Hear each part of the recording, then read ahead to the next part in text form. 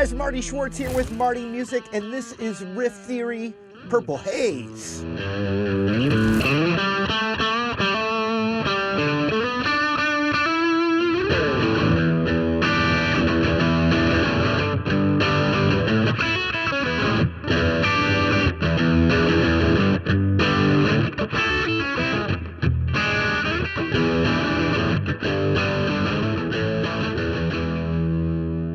So in riff theory, we take the most iconic riffs that exist out there and just break them down, figure out what makes them tick, what's going on behind it.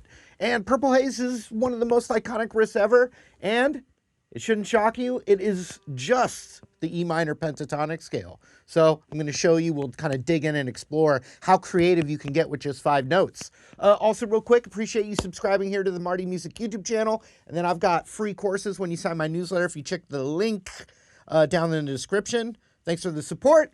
Let's break it down. All right, Purple Haze is a great example of being creative with just the pentatonic scale. This is the E minor pentatonic scale.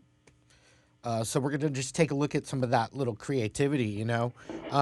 He loved this position, as well as most guitar players, myself included, the E minor pentatonic spot where the root's on the A string on the 7th fret. So you would have this scale. And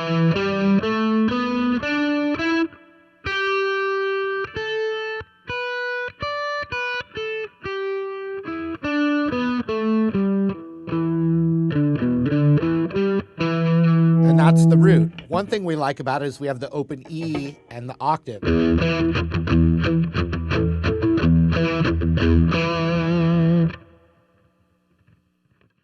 But another thing is I've taught it the ultimate E blues run, which is just really the E minor pentatonic up and down the whole neck.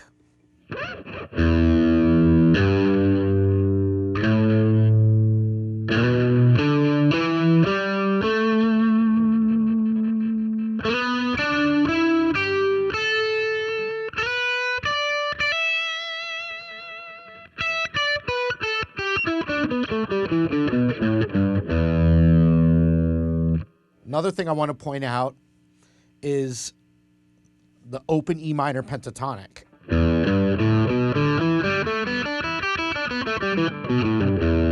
Penta meaning 5. Everything I just showed you so far was just the same 5 notes, the way they're just laid out differently on the guitar neck. An E, a G, an A, a B, and a D. So another thing about the creativity of Purple Haze is the use of open strings. So one thing right away I want to say that every open string we have on the guitar is part of the E minor pentatonic. It's in there. And Hendrix uses that in the Purple Haze stuff, you know. Now I also want to point out, I'm really talking ultimately about what they chose to release, because he really never played it the same way twice, and I like that. So I'm literally referencing the recording that's the most famous recording. Okay, so check it out. Right in this position, it's just a cool combination of those 5 notes, you know, sliding from 7 to 9. And then that, just from the scale. And so that note right there, that G note, that's the minor third of the scale. And so that little bit of extra bend on the minor third is a classic technique. Just sounds amazing. It's that little microtonal bend in the blues that you hear just going up just a hair. It's not a half step bend, just a bit.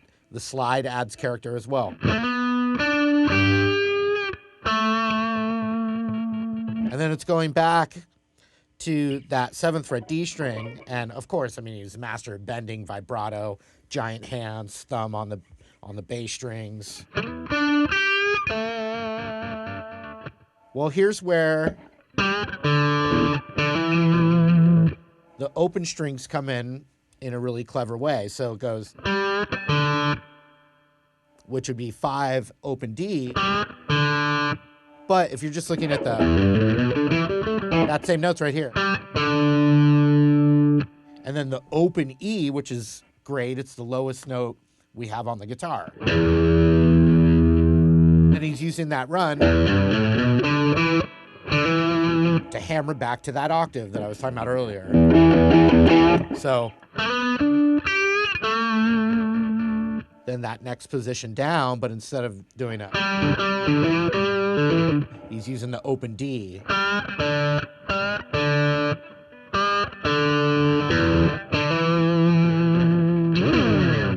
Obviously, he's doing a lot of slides. There's no real theory behind that.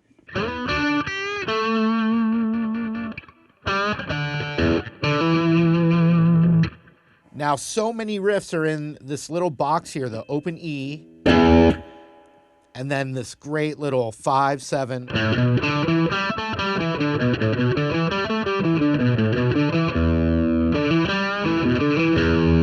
And you also can do the Hendrix chord.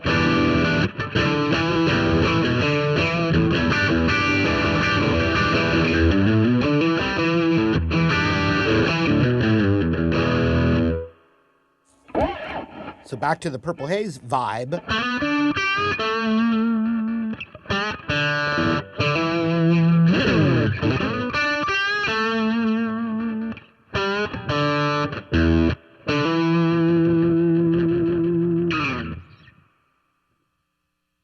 The next bit is just right blues riffage.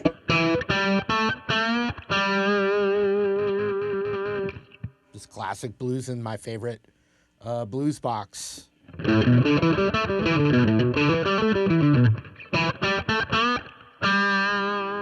Now here's another one of those open string clevers, because it's the riff is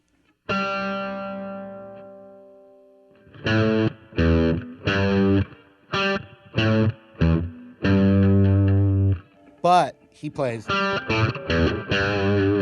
so he goes down the open string, so he's holding that 5th fret D, and then open A, open E, and then grabbing that 3rd fret low E, but it's still, once again, just comprised of the E minor pentatonic, those 5 notes, E, G, A, B, and D. You could pause on any part of the riff and then look at your finger and it'll be an E, a G, an A, a B, or a D.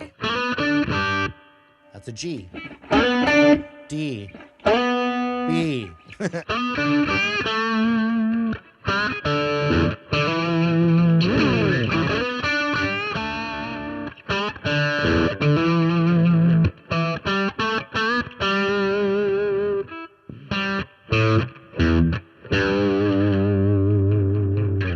Uses the open A again. I like that lick a lot. Open A slid into the 7th fret.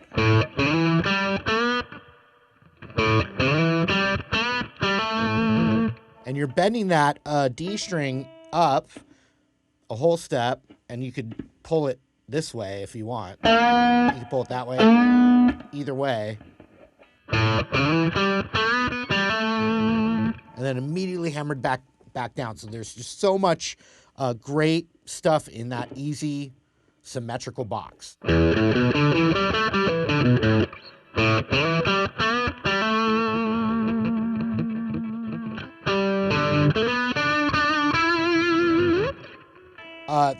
The next time sounds to me like he's now playing the D that way, but you could go 2 different sounds with the same note, which is right from the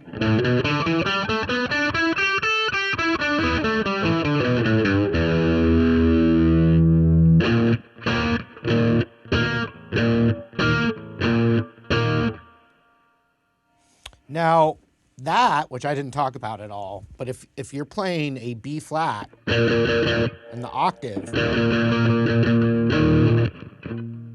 contrasting with a low E,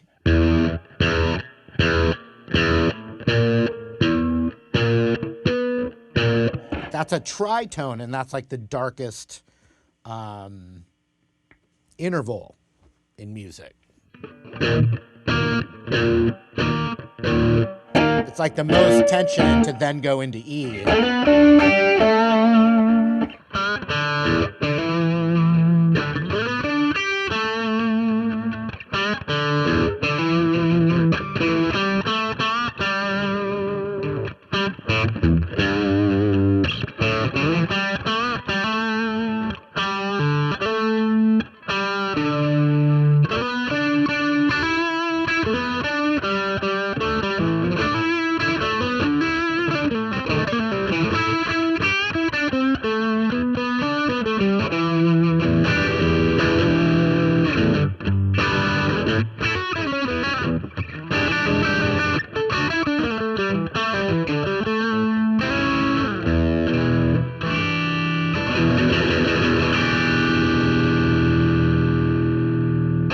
All right, I hope you guys enjoyed digging into Purple Haze there. If there's other classic riffs, and I know there are, that you'd like to see me cover in a riff theory kind of way, let me know in the comments below. While you're down there, don't forget to subscribe to the channel, check out the links and stuff. Thank you again. Hope to see you soon.